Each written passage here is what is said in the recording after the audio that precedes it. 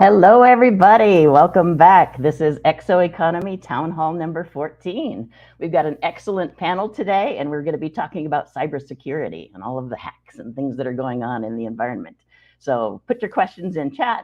We're all up and ready to go. Let me introduce you to our host, Kent Langley, who's a serial entrepreneur, co-founder of OpenExO with Salim Ismail. He's also founder of Nscaled, the pioneer in disaster recovery as a service, which was acquired by Acronis. And he's currently the Chief Operating and Technology Officer of OpenExO and today's host of the show. Take it away, Kent. Is this the 14th time we've done this? It is. That's insane. I saw that this morning and I was like, that's a typo. We didn't do this 14 times, did we? Oh, we have. Wow, that's crazy. Well, Nikki, thanks again. I think you've put together an awesome show for us today. We've got Jill on the backstage helping us make it all work right. Thank you, Jill. And a whole team of people that have come in. We've got a really cool show for you today. I want to show, look, check this out. All right, Nikki. So look at this. Meet the vigilantes who hack millions in crypto and save it from thieves. Why would we need vigilantes to do that? Because people are stealing millions, hundreds of millions in crypto. Look at this, the Business Week, the math prodigy who's hack up into DeFi and won't give back his millions. So you've got some people who are being a little greedy out there. There are flaws that let hackers attack blockchain and DeFi projects. How are you going to keep yourself safe? If you do DeFi, if you trade crypto, if you use an exchange, if you have a wallet, oh gosh, I mean, there are people out there that want to steal from you. IRA Financial Trust files a lawsuit against Gemini for a $36 million crypto hack. Whose fault is it when your stuff gets stolen in crypto? Your keys, your crypto, that's what they say.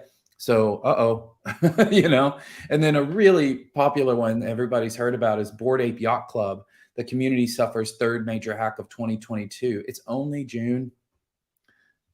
So, you know, that's, you know, your Bored Ape Yacht Club is kind of your membership card. Can you imagine someone just steals your membership card at the gym and goes in and works out as you?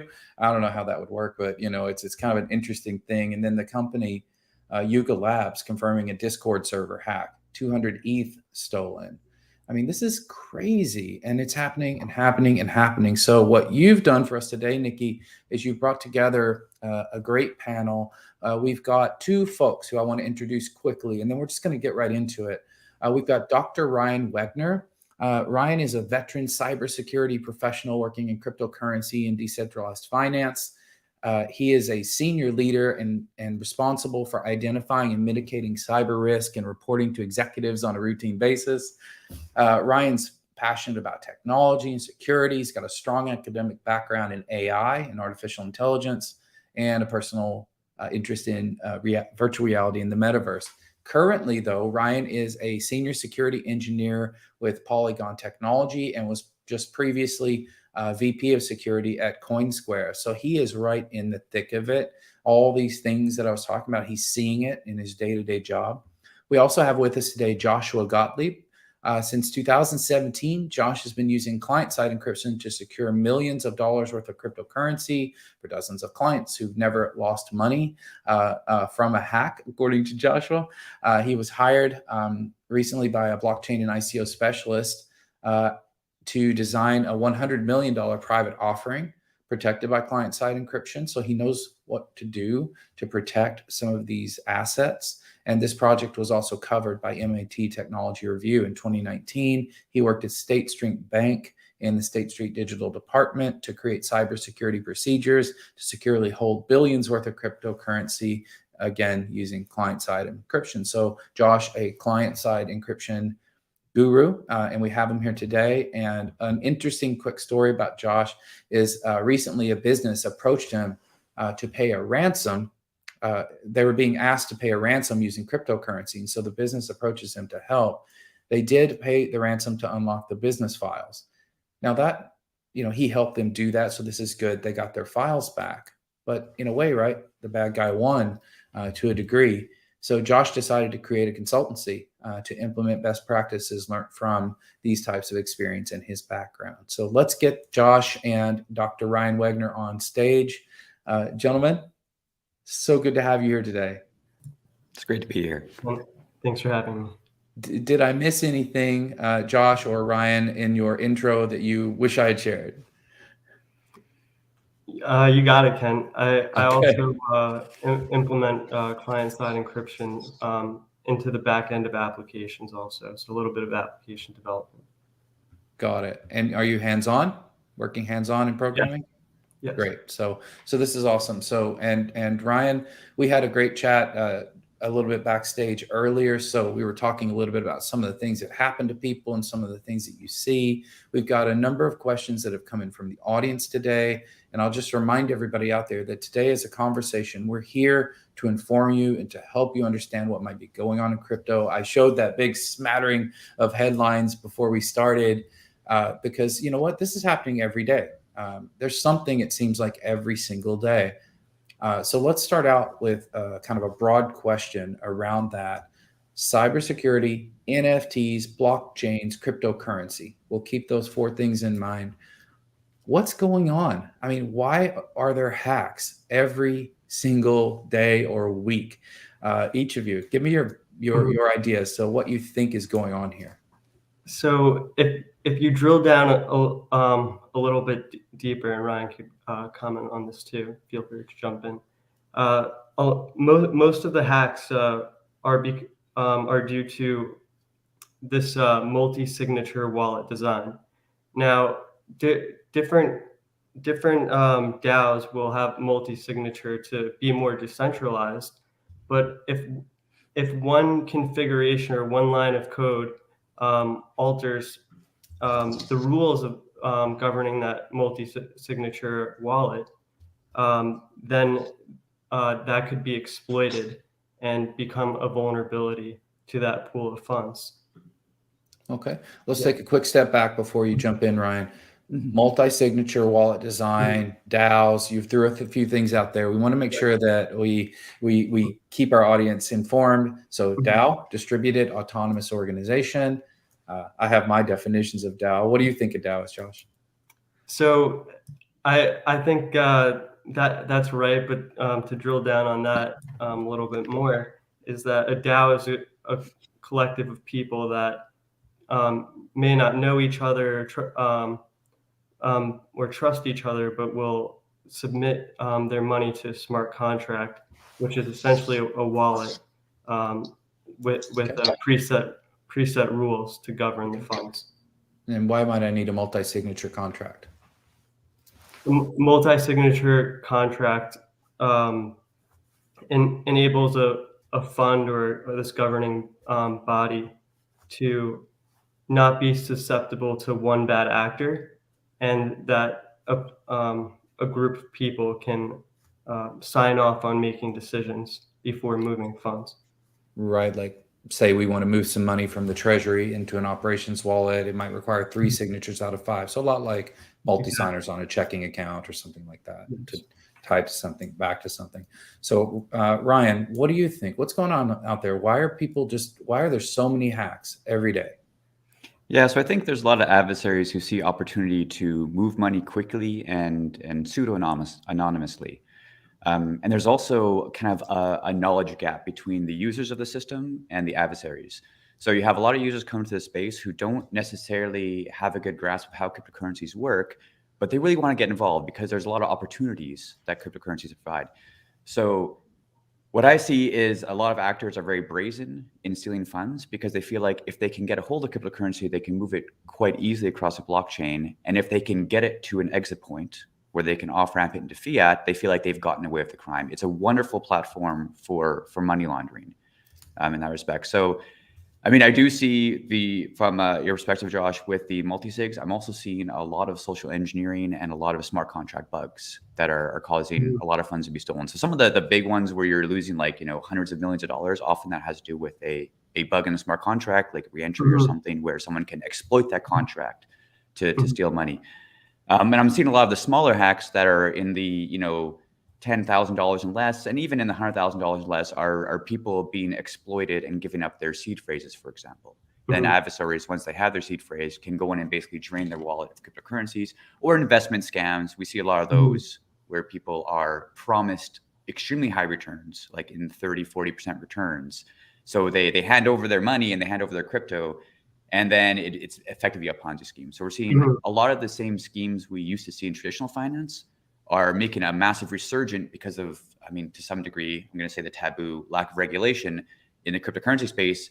People it's easier to get away with these things because of the uncertainty in regulation. So that's what I'm seeing is it's just a space where adversaries have a massive advantage over some traditional spaces.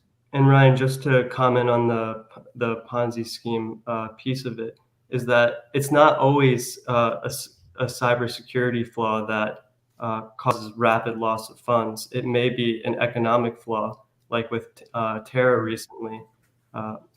Many have heard that $40 billion were lost in 2 days.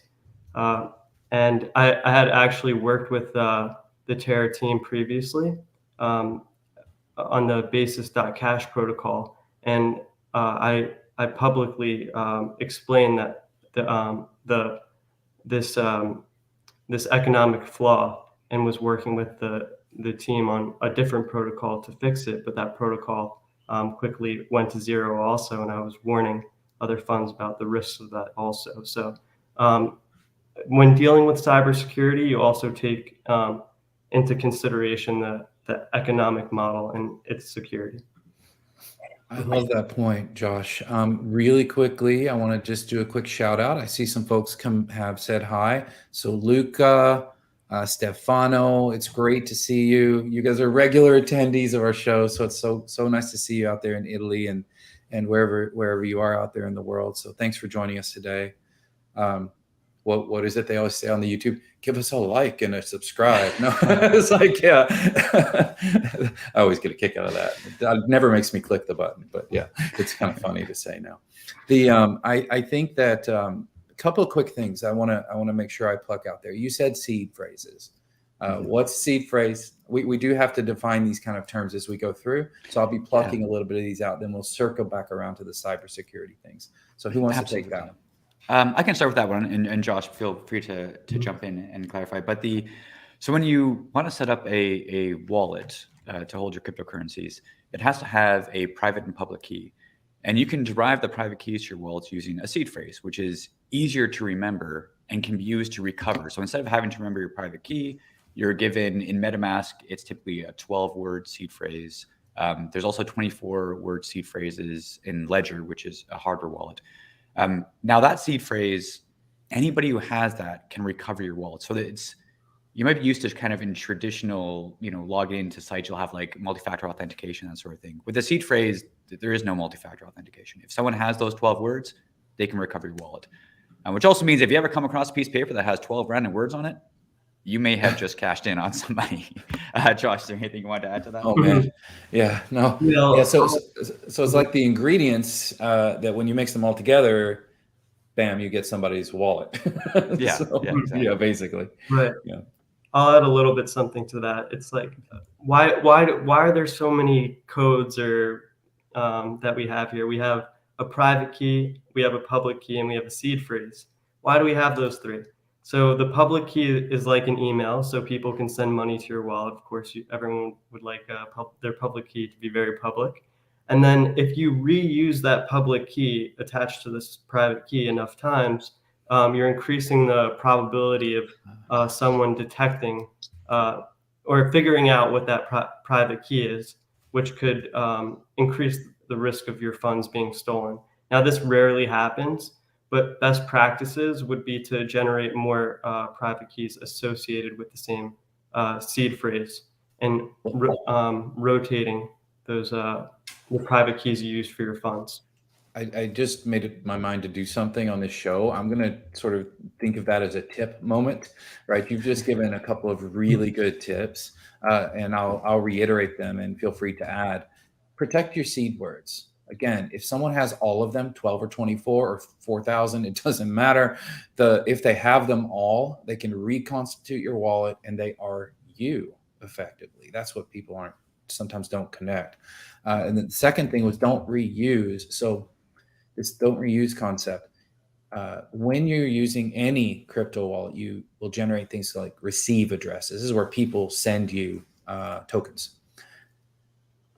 you should not reuse those over and over and over and over. It allows people to triangulate you and understand that that address is you. So you should, as Josh has just told us, you should periodically, or in an extreme case, never use the same one twice. Some people do that. All right. So don't reuse receive addresses indefinitely is a good tip. Mm-hmm. Yeah, that's fair. So, and to touch on the seed phrase, since we're talking about tips, we've sort of gotten into the habit with passwords to store your passwords in a password manager.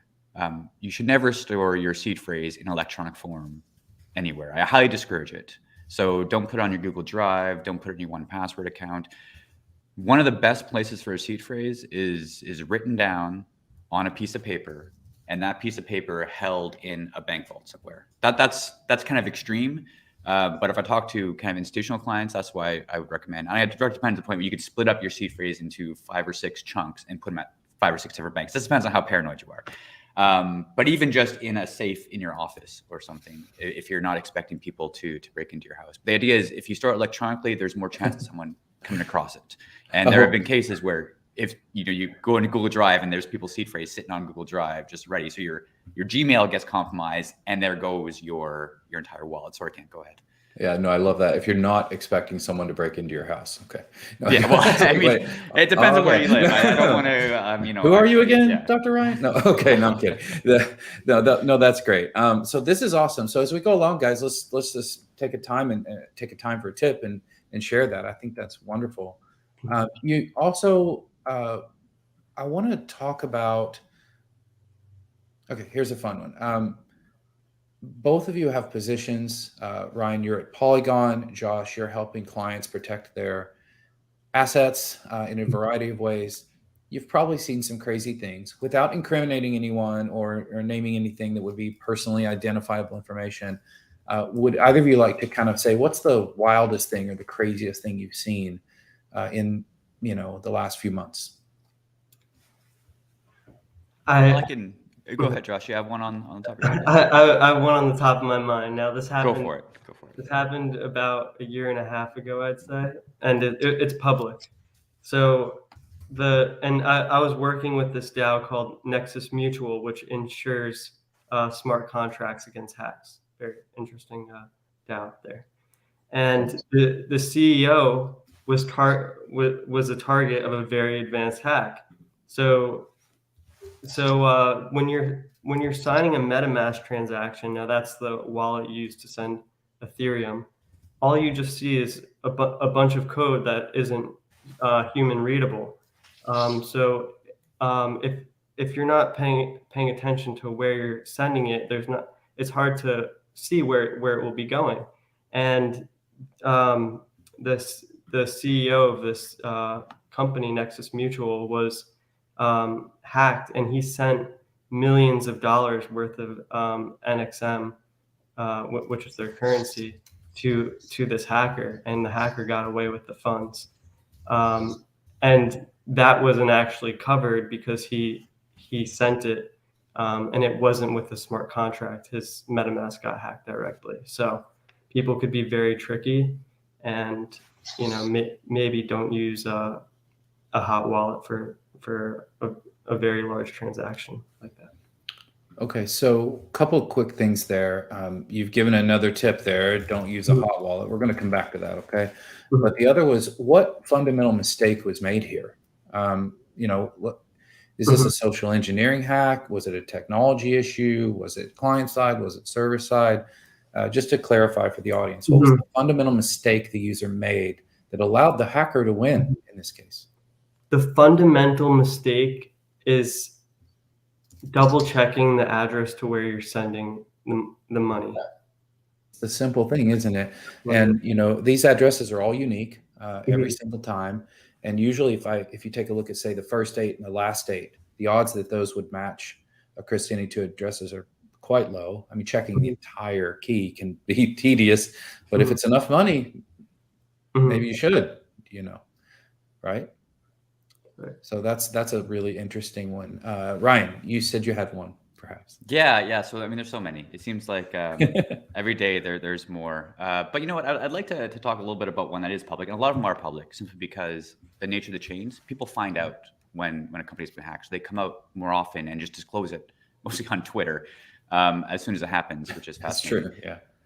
But I would like to touch on the Ronin hack, and probably a lot of people have heard about that one. It was very popular, 600 million stolen from the Ronin network. And the reason why I want to touch on that is because one of the mistakes they made is a con mistake with different layer one chains, where they're making compromises on some of the fundamental security aspects of it. So this idea of validators. Now, one of the reasons why you want to have decentralization is so that it's harder for an attacker to compromise too many of those things that are validating a chain. So for example, in a proof of work chain where you have miners, you have many miners who are all mining. And the idea is you have to control very many miners to actually force the blockchain to put a block that was fraudulent onto the chain. And that's kind of a high level example. And what happened in Ronin's case is, I mean, they had, it was $600 million stolen because they had a very small number of validators. Effectively, there was, I think it was 9 validators, if I'm correct. I may be getting the number wrong, but they only needed to compromise 5 of the 9. But then those validators actually turned out to be under the control. 4 of them were actually under control of Axie to begin with. So they weren't even distributed. They weren't decentralized at all, which meant the attacker had a very, they only had to compromise a small amount and then one more, and then they could make whatever transactions they wanted, and they were able to pull out $600 million. I think the most interesting part of this whole situation was it took several days for them to notice that the money it was customers who started complaining that they couldn't take funds out. Right. And that's when they realized, oh, look at that. All of our money has been removed from the contract. So I think it's a stunning case because it speaks to one of the principles in blockchains is that it's meant to be decentralized. It's meant to be, validated by several parties, and you have to get 2 of 3 consensus or 2/3 consensus, for example, in some protocols, in order to actually, for a block to be written to the chain. That's fascinating. The decentralization versus centralization. You're currently working with Polygon, which is an L2 chain to the Ethereum L1. We're in the midst of a move from the original Ethereum, if you will, which was actually several versions, but to ETH 2.0. I'd be really curious to hear your points of view on implications of that. It's a little bit of further afield from cybersecurity, but not exactly, because we're moving from proof of work to proof of stake, which you mentioned. Yes. And the proof of work in its, I'll call it a purist form, like Bitcoin, original Bitcoin, is because there's no pre-mine, because it's distributed over time, there's maybe less tendency towards centralization. I don't want to start a holy war or anything, but this move from proof of work to proof of stake, do you think that has significant cybersecurity or security implications, given the nature of the way those 2 types of consensus mechanisms work? I think it does. I'd be really curious to hear what you guys think.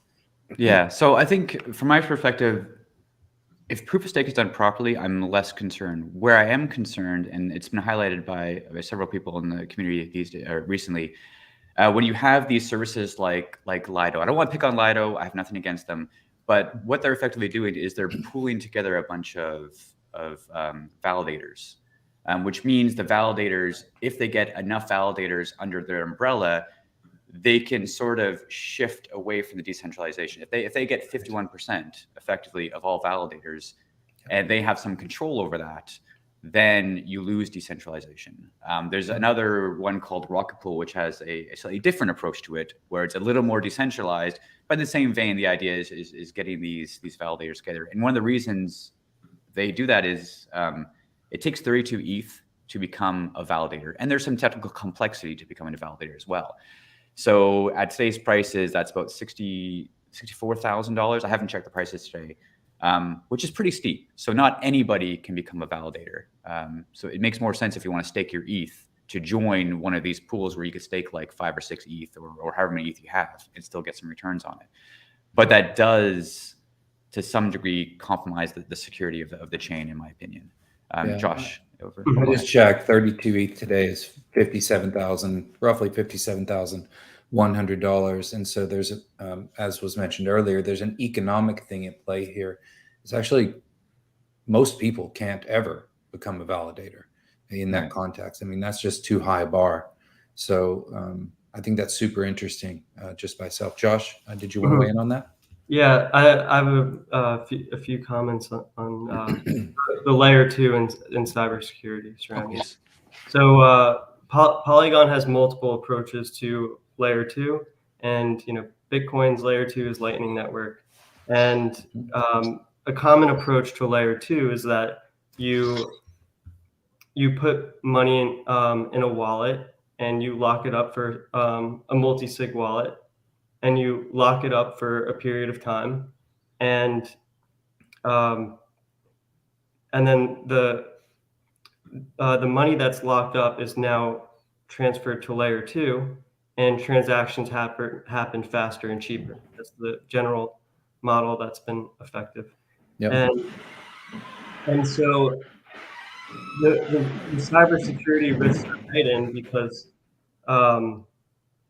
you have money that's stagnant in a specific place for a longer period of time. So an attacker has more time to figure out the vulnerabilities of that structure. And if we look at Axie Infinity, you have multi-sig wallets that are together for a purpose, like whether it's a DAO or layer 2, that a hacker had enough time to figure out the vulnerabilities. And to drill down on that specific vulnerability was that the leader or CEO of Axie Infinity had a brief right to access multiple nodes or wallets to distribute money to the community. And then the developers never patched that up, and they never revoked that access. And the attacker found that open and was able to exploit those wallets. So the thing is that you, whenever you're in multi-sig, you want to keep it simple, and you don't want to add any extra rules or complexity to it that opens doors and doors to vulnerability, especially if it's locked up. That's another tip moment. That's a really good one there.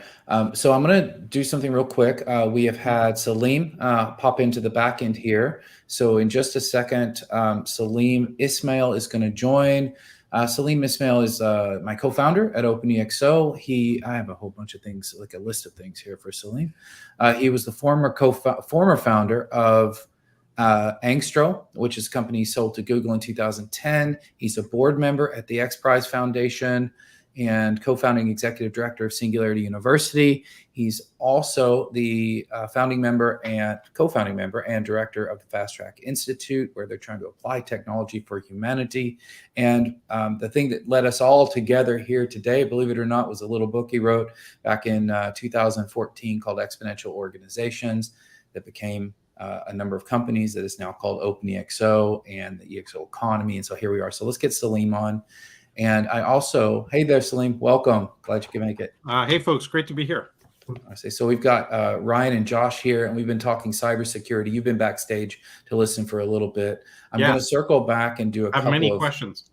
Awesome. So I'm going to circle back and do a couple of recaps. We've got one question in from the community. I always, as I said, I'll put those first. So if you're out there and you're listening and you hear something, you're like, what the hell did he just say? Or I need more information, or I have a question. Let us know in your whatever channel you're on. We're receiving questions in, it looks like, from YouTube and Facebook at the moment.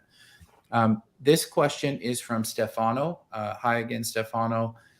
Is a multi-signature wallet safer than an individual wallet? I think this is a fascinating question because it's not all about the technology, is it? So Ryan, why don't you take that one first, and then Josh?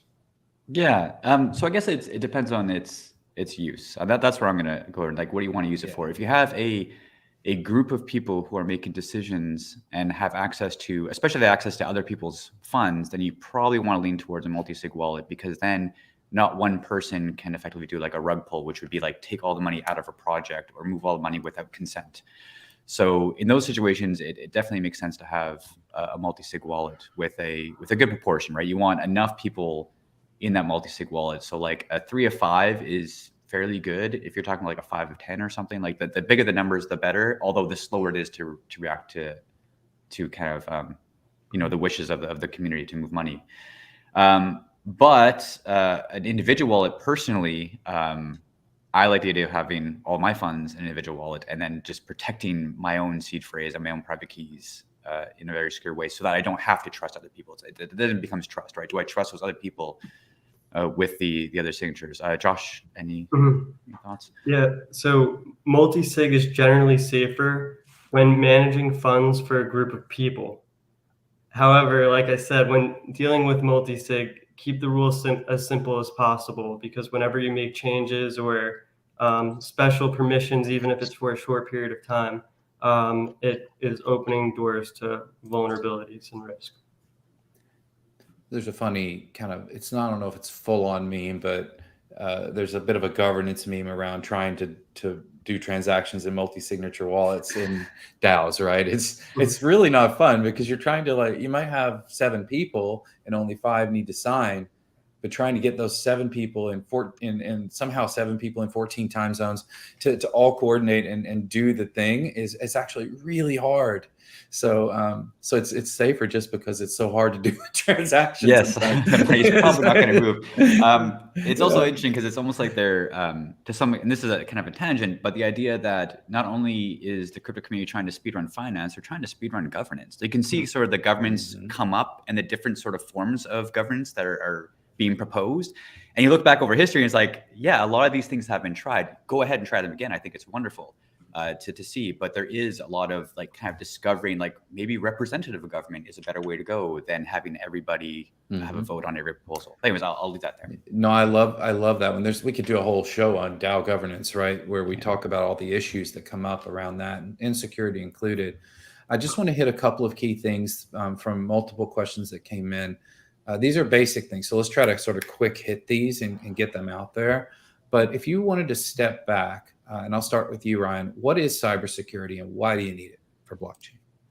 Okay, let's try and answer that quickly. So cybersecurity is just trying to protect transactions, any interaction you have electronic. That's super broad. Cybersecurity is a very broad term.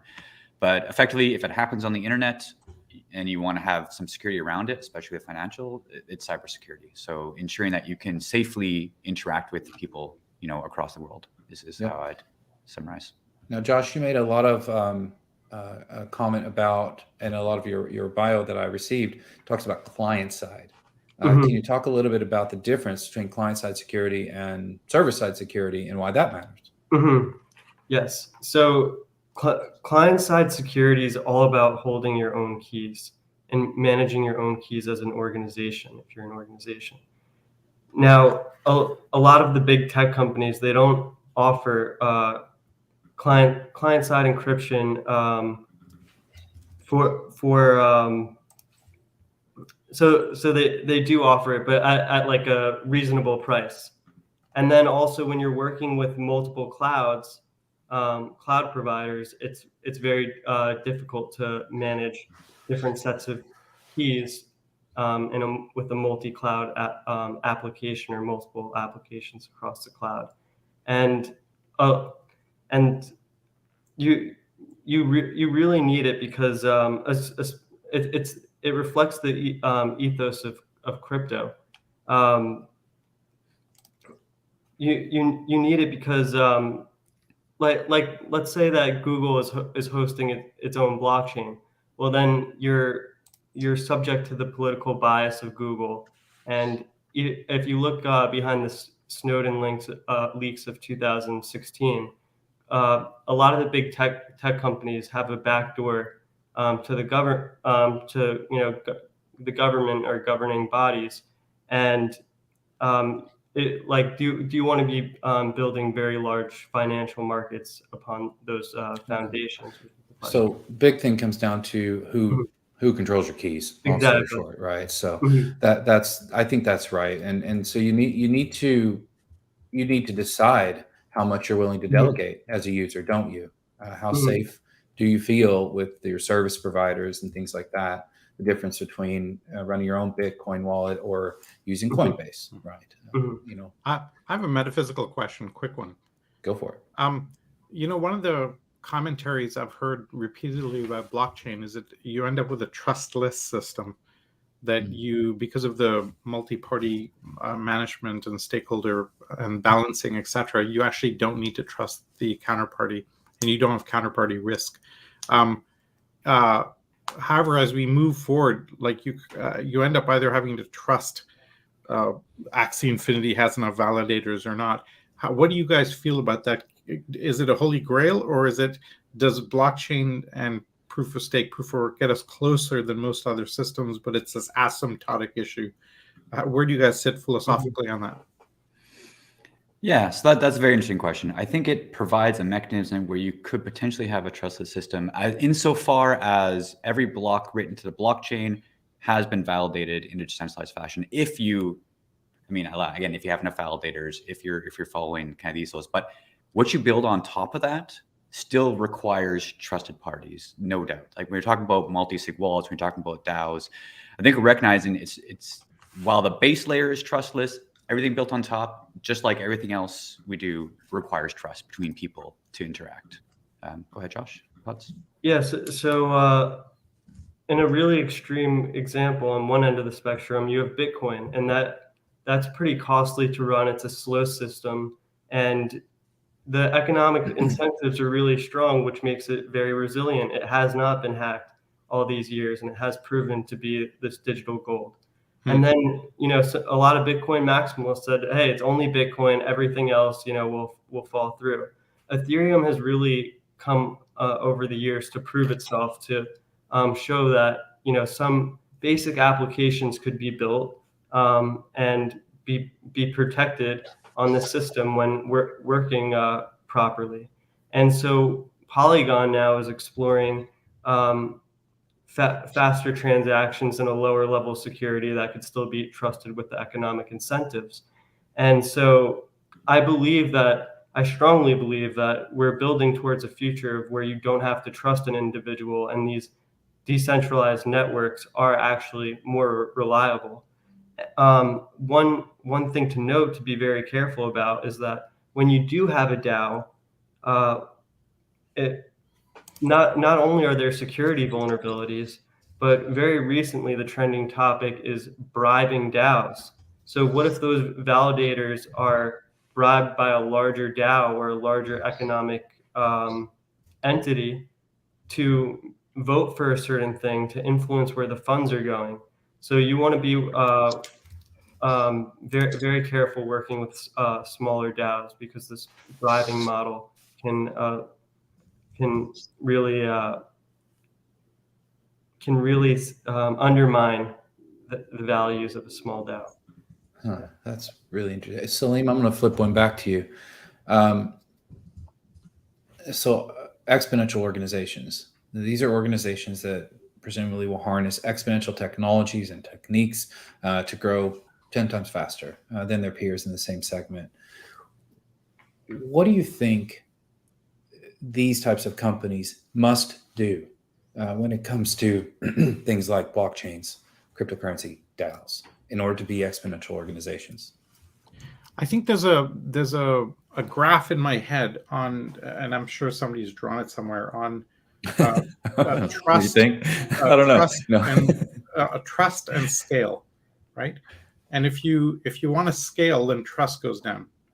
And is there a holy grail where you can have high trust and high scalability in the model? Like, for example, we've been trying to write our second edition of the book, bringing a large group of community members together, and everybody can contribute.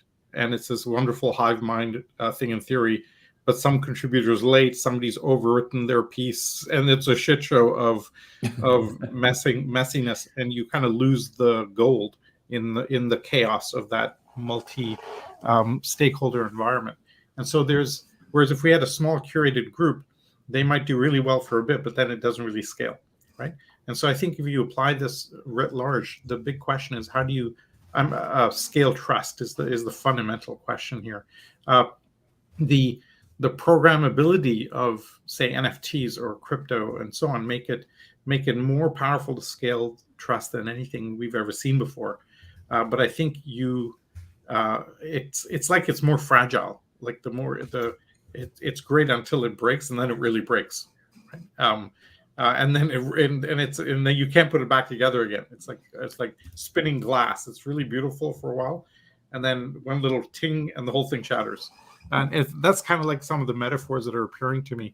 Salim, are you talking about this kind of a 2x2 where you'd have high trust at one end and low trust at the other, low scale at one end and high scale at the other? Yeah. Okay. Well, we just made up a 2x2 for the consulting world out there. Well, so so what's it mean? There's a holy grail of high trust and high scale, right? Yeah. And if there's lots of places where you have high trust and low scale, that's easy. I think most people are in that can go there. So lots of places. The top right is very hard. Give me an example. What would be down here on the bottom left? High scale, low trust. This would be low scale, low trust. Oh, low scale, low trust. Oh, God. That could be fun. Yeah. Tribal wars. Okay. Tribal wars. My mother was a diplomat. I'm from India originally. My mother was a diplomat in the Middle East, and she said there's one statement that summarizes it all. So it's me against my brother, the two of us against our cousin, the three of us against the world. And that explains everything in the Middle East. And there you have low scale and low trust. Okay. Right. What about a high trust, high scale example? High trust, high scale example. I mean, Bitcoin is maybe the first. There's high trust, and there's the scale is questionable as it gets bigger. So that's the challenge, right? The proof of work paradigm. Maybe proof of stake solves that. I'd like your guys, Ryan and Josh, on your opinion on that. Do you get high trust in a proof of stake system? I could get a comment on it first. So proof of stake can be high trust, high scale, but as we were discussing earlier, it costs 32 Ethereum to run a node, and then on top of that, you need the computational resources and the memory to store all that information in each node. And so yeah, you can have high trust and high scale, and on a fundamental level, if you look at what the the barrier is, this was surrounding the big block debate in Bitcoin a while ago, is that it's just how can I participate in the network with my laptop that I'm using right now to record this, for example, or will the requirements go lower, where computational requirements go lower, where everyone could participate, or will the innovation of personal computing go to where supercomputers are today? That's the question. Yeah, and I think right now the computational barrier isn't as high as the ETH barrier. So if you can afford 32 ETH, you can afford hopefully the $2,000 or probably much less now to buy a computer for proof of stake. Proof of stake is meant to be computationally inexpensive. Storage is relatively cheap. You can get 2 terabyte, 4 terabyte hard drive at Walmart for almost nothing. I didn't mean to use a brand name there at all. But the idea being that Ryan says shop at Walmart. But yes, the 32 ETH is definitely a barrier. And I think when it was originally proposed, it wasn't. I think people didn't necessarily imagine how much ETH would be worth. But that's the big barrier, because you want anybody to be able to be a validator. And as mentioned before, because of that economic barrier, you end up having these pooling systems, which can then move things slightly away from decentralization. And you're really betting on, can enough people collude together? And I think we underestimate to some degree just how many people you could get to collude together to do something and to kind of together decide to move things slightly towards decentralization. Anyways, that's my thoughts on it. Do you mean slightly towards centralization with collusion? Oh, sorry. Yes. Oh, well, yeah, either direction, right? Yeah, they could push things in either direction depending on how. You're sort of assuming that people are going to play fair, which no one's going to play fair, but hopefully enough people play fair that you can keep it decentralized. So I think one of the, sorry, go ahead. I don't want to. No, sorry. It's just a show hosting thing. Just a quick shout out to the community. If you have a question for Ryan or Josh or Salim or me, you've got to put it in the chat wherever you are, YouTube, Facebook, Twitter, and let us know. We're very happy. We'll prioritize any questions that come in from the audience. I just want to remind everybody of that. It's a live show, so we have to do that sometimes.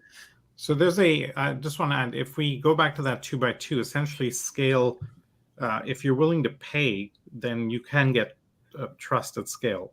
But it's high cost. So the scale has a cost component built into it, I think. Okay. Yeah, and what's super strange about that is, like, as Ryan mentioned, in Ethereum, the price of Ethereum has changed that cost dramatically over time. That is, whereas I might have been able, for example, if I wanted to do this for Ethereum, I might have been able to do this in the past. I can't perhaps today. So, and that's really interesting. Like, why is that? Because if it all scales relatively, but it's not. So does this mean that? Well, what it does is it pushes out the people in the middle and at the bottom, being able to participate in the validation or the consensus mechanisms of certain protocols. Yeah, and there's a certain advantage, as with a lot of things in cryptocurrencies right now, it's the early adopter advantage. So if you're an early adopter to Ethereum, you probably have a lot of Ethereum sitting around. You are kind of rewarded for your, being a fan of Ethereum so long. You have a better chance of being a validator. So I think you'll see a lot of the validators and existing people have been around for a while in the community. That also might speak to sort of their motivations, right? Because they've probably been in the community a while. They might have some idea of what Ethereum is and how it works and what the ethos is. Whereas if just anybody could spin up a node, although that would be ideal that anybody could spin up a node, you may to some degree, like, you would get a lot of people who maybe don't understand what it's about. Also, there's a technical limitation of understanding how to run a node, making sure it runs, and the slashing mechanism. Like, there's a lot of ways that you could stake your ETH, and then not a lot of ways, but there's that risk that staking your ETH, and you do it wrong, your validator doesn't have enough uptime, and you find that you're, potentially not getting the rewards you would normally get if you could keep it. Your blocks will be rejected if you don't meet the bar, right? Exactly. So that goes. There's this interesting point that you made about collusion, Josh. I think you made that point, or bribes. Which one of you said bribes? Was that you, Josh? Bribe. Yeah. So that's fascinating. I want to return to that briefly. So we've got corruption. I mean, I think there's no shortage of corruption in the world, and there's this concept of things like being trustless. Trustless does not necessarily mean not corrupt. So when we're talking about this from a security perspective, from a keep your crypto safe perspective, this is not a technology problem, right? This is a human problem. Do you have any thoughts that both of you or any of you would like to share about that? So many. Josh, do you want to go first? I have lots of thoughts on this topic. Yeah, I'll just share a small thought because I want to hear others' opinion on it. But I think that if you look at, the largest DAOs, those could really work because it is building on a new system, and maybe an external bribe wouldn't work as well. And so I'd be willing to bet on, very large DAOs, whether that's MakerDAO or something around an exchange, like Convex or Curve. It's pretty interesting. They're not the biggest, but maybe Uniswap, Aave, just these very interesting emerging platforms. And I think those will end up absorbing other DAOs and growing through kind of like an acquisition potentially. We'll see how it evolves. Right. Yeah, so I spend a lot of my time looking at how people use technology in cybersecurity. So how can someone take advantage of this technology to, move funds or make money? And that's what we see in Bitcoin. So Bitcoin, you always hear the claim it's never been hacked, it's a secure protocol, but how much money laundering happens on Bitcoin? Now, it's a small percentage in the grand scheme of how much money moves, but it has been used for malicious purposes quite a lot, and as has Ethereum, as have cryptocurrencies in general. And, so and, you have and, to kind of, and dollars and euros and dollars and all of it. Yes, yeah. it's all. Yeah. So what I think all about is how people use the technology and how they can, again, like how they conclude to get things done that they want, that they're motivated to do. So a simple example, and I don't want to throw anybody on the bus, but SBF, the founder of FTX, is talking about his political donations that he wants to make. I think at one point he just flippantly said, I could spend, I want to say it was $1 billion. I'm probably getting the number wrong, but he said some outrageous number. I could spend this on candidates for the next election.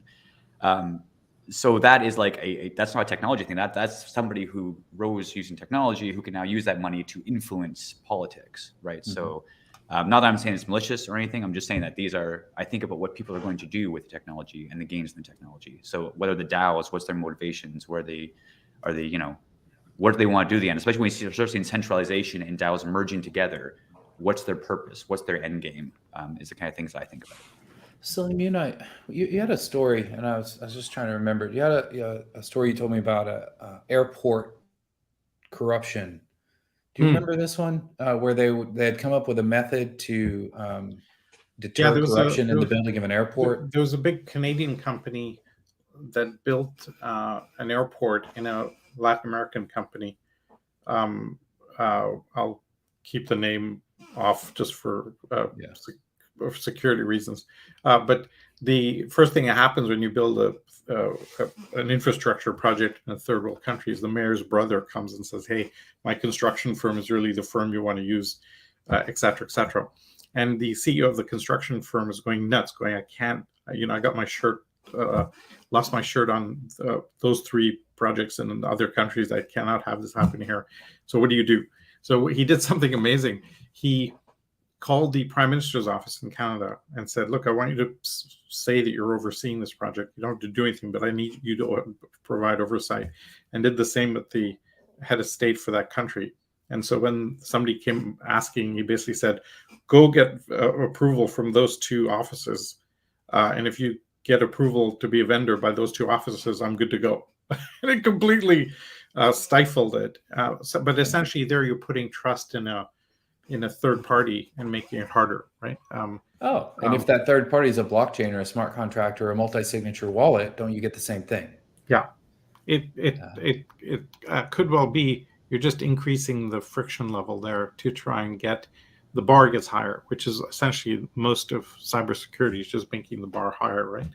And making it a smaller attack surface or a more expensive attack surface or whatever. Any comments, Ryan, Josh? Yeah, I always say that we're making the attacks more expensive, and instead of making a system unhackable, you're making it the least profitable system to hack. I love that. That theme has come up a lot. In fact, that's how Bitcoin works. It's too expensive to reorg the chain, right? So nobody's going to reorg the chain. It literally makes no sense. You would destroy yourself in the effort. And I don't want to comment quickly on that. Is the profitability of some of the same hacks that we've seen for ages. So the same phishing attacks that we've probably seen for the last 10 years. The profitability when it comes to cryptocurrency is through the roof. It's in like a simple Discord hack now. So for example, what we saw with the Bored Apes, and we see this often in the crypto space, is someone will hack the Discord. They look like one of the trusted people, and then they'll put out, we're minting this brand new NFT, get it now, this is your only chance. And people will just mint that as fast as they can because they're hoping to get a massive return. So I've seen a case where one was up for less than an hour. Like literally the mods had it taken down, the moderators of the Discord had it taken down within an hour, and it had already made well over $100,000 in stolen funds because of just the speed at which people want to mint this NFT because of that fear of missing out. So again, it's this taking advantage of the people, not the tech. Well, there's a bit of taking advantage of technology, but even then, it's a social engineering attack that led them to hack the Discord. Again, taking advantage of the people. There's a famous real-world example of the social engineering risk. Which was they dropped a USB stick outside an office building, and 40% of people would plug it in. But if you printed the name of the company logo on the USB stick, 95% would plug it in. And so right there, you're just done. Wait, right? what do you So- do? If you're in cybersecurity, Ryan, Josh, you're like, Yeah. I can only do so much, right? So I want to make sure we hit one more. This is an interesting question from Angelo. Angelo says to us that on June 4th, Michael Saylor said, proof of work is money and proof of stake is credit. What are your thoughts about this? Give it a shot. We got to be quick and punchy on this one. I'm sorry, because we'll have to start to wrap, but I didn't want to miss the question. Mm-hmm. I just disagree. It's more nuanced than that, because they're both validating a ledger. Let's just say it as it is. Mm-hmm. and they're both going after the same goal, that hey, if you try and alter this ledger, you'd lose more money than you could profit off of. And I think that it's just creating this like false dichotomy on a different topic than what it really is. That's the best way I could explain. Thanks for your comment there, Mark. I popped it up there just for a second. Ryan, you want to weigh in on that one? Actually, unfortunately, I want to think about that for a while. I know. I love those. I love those punchy, like those little, like, you look at it and think, I have to reflect on that. Michael is famous for that. I'll throw it this way. I'll paraphrase it to say Bitcoin is gold and proof of stake is money. That's how I would paraphrase it. But it's roughly saying the same thing. You can't imagine Michael saying anything else. Kind of thing. So there's a whole conversation about the power of money and people that I think we could do a whole other hour on, because it's just such an incredible topic about how ingrained and how basic money is to humans, and how it tickles the amygdala when you grab somebody's wallet, and that elicits incredibly strong responses. I want to remind that we did throw out a few tips earlier. Nikki, maybe we can try to grab these tips out of this and put together an article over for ExO Insight or something like that later. I think that'd be really good. And perhaps we launch Salim's newest 2x2 out into the world somehow and crowdsource what should go into those quadrants from the community. That would be really fun. I feel, gentlemen, I feel like we barely scratched the surface today. I am really grateful for all your attention and tips and taking the time to be here with us and share with our OpenExO community. Before I take off, Ryan, is there anything you want to tell the OpenExO community, share with the community, and same to you, Josh? So just kind of a last word to you on anything you'd like to say. There are about 17,300 people in our community. Thousands are trained in the ExO model. Most of them are working one way or another to transform the world for a better future and build exponential organizations in their own ways. Any tips or tricks? Last call. Words of wisdom. Yeah, so I have one. If you want to get involved in cryptocurrencies, one of the things I recommend to everybody is to start with a very small amount of money on a centralized exchange. Just buy a few cryptocurrencies, read about it. 'Cause once you own it, once you even have $100 worth of Ether, now you're going to start wanting to learn more about it. And that's probably the safest way to start. Self-custody is great, but start with a centralized exchange and then move your way into more complicated things. Mm-hmm. Very good one. Josh? Yep. So I'd say, piggybacking on what Ryan said, is just hold a little bit of cryptocurrency and experiment with whatever these technologies are and interact with it. And then once you interact with it, try and start, thinking of ideas of how you build upon it and potentially leverage your skills to build upon the community. You don't have to be a developer. You could help out in any way. Very good tips. Salim, you want to throw anything out there for the EXOs of the world? Or put a big chunk into Luna just before it crashes and then try and figure out how to recover it. I detect a bit of self-deprecation there. Okay. All right. Well, that's what we've got. I've got to hand it back to Nikki because they're throwing stuff at me because I'm going too long. This was wonderful. It was such a pleasure to meet you guys. Thank you so much for sharing with us today. Yeah. Thank you for being here. Thanks to you guys. Thank you very much. Nikki, back to you. All right. Thanks, everybody. Josh, Ryan, Salim, Kent, you were all wonderful. Another great episode. You can find the replay button in the chat here.